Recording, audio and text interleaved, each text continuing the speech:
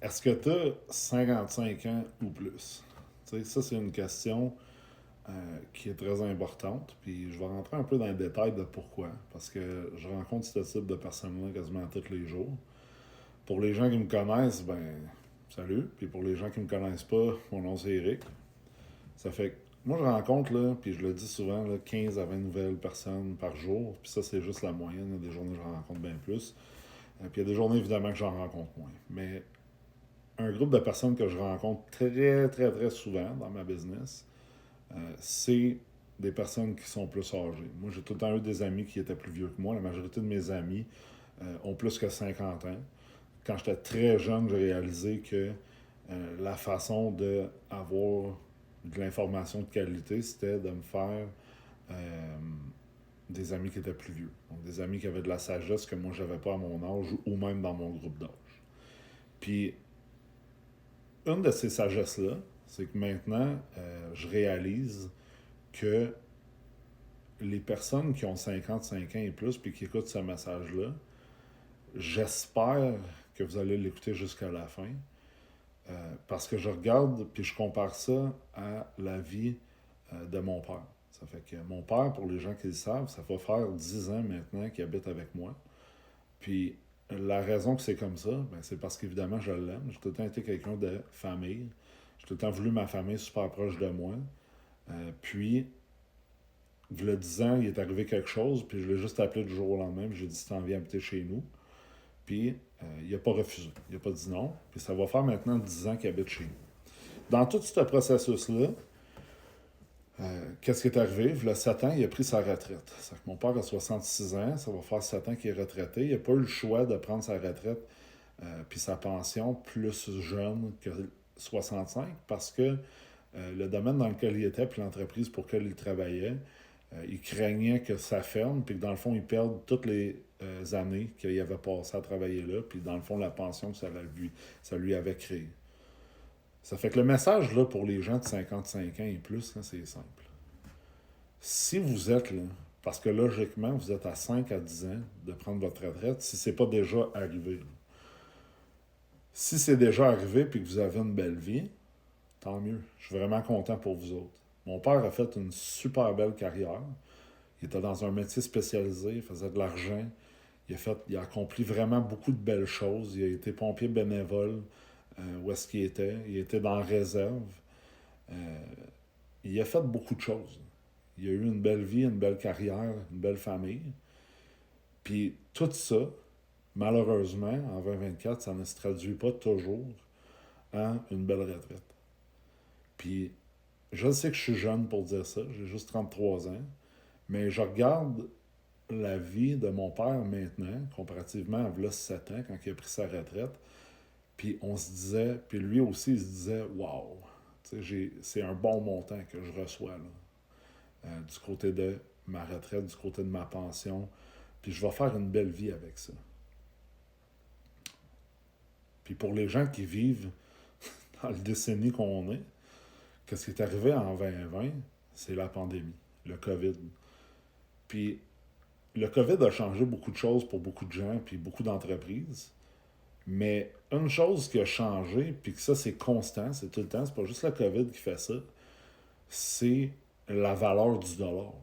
C'est que l'inflation a été drastiquement impactée par la COVID, la pandémie. Puis qu'est-ce que ça veut dire, ça, pour la majorité des gens? C'est qu'il a fallu qu'on change beaucoup de choses. Donc, pour nous, dans l'entreprise, on a fait le chiffre que la majorité des entrepreneurs ont fait. On est allé vers le en ligne. Donc, on a pris nos activités, on a essayé d'aller en ligne avec la majorité d'entre elles, ou on a converti d'autres activités, on les a arrêtées, on a commencé autre chose. Puis ça, c'est un message important parce que qu'est-ce qui va suivre, vous allez peut-être vous identifier à ça, puis je trouve ça vraiment complètement navrant que ça arrive à beaucoup de gens qu'on voit, puis pour certains d'entre nous qu'on connaît. Ça fait que mon père, il y a 7 ans, quand il a pris sa pension, comme que j'ai dit, super beau montant. Super, super beau montant. On n'en revenait pas. Il était pour faire une belle vie avec ça.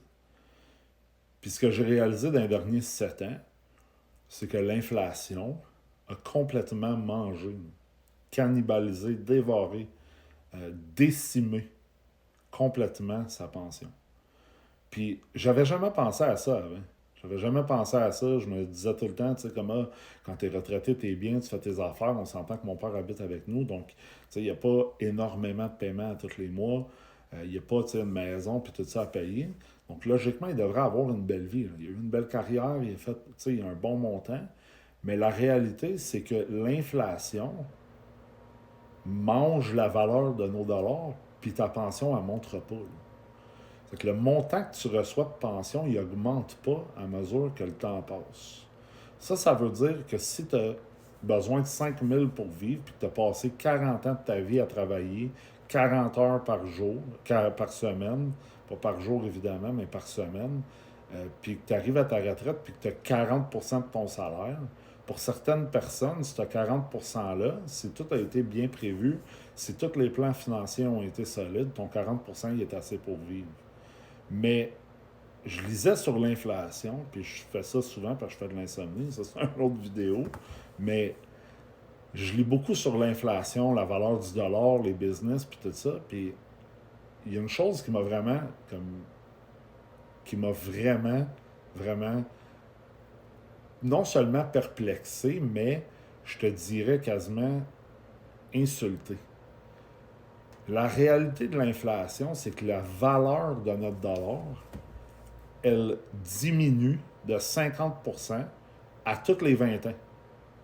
À tous les 20 ans, là, comme si tu prends ton dollar aujourd'hui, puis que tu prends, par exemple, 5 dollars, en théorie, avec 5 dollars, tu achètes un pain aujourd'hui. Tu achètes un pain à l'épicerie avec 5 dollars, taxes inclus, puis tout. Là. Mais dans 20 ans, ce 5 dollars-là que tu as aujourd'hui, le pouvoir d'achat que tu vas avoir avec ce 5 dollars-là dans 20 ans, ça va être 2,50 $.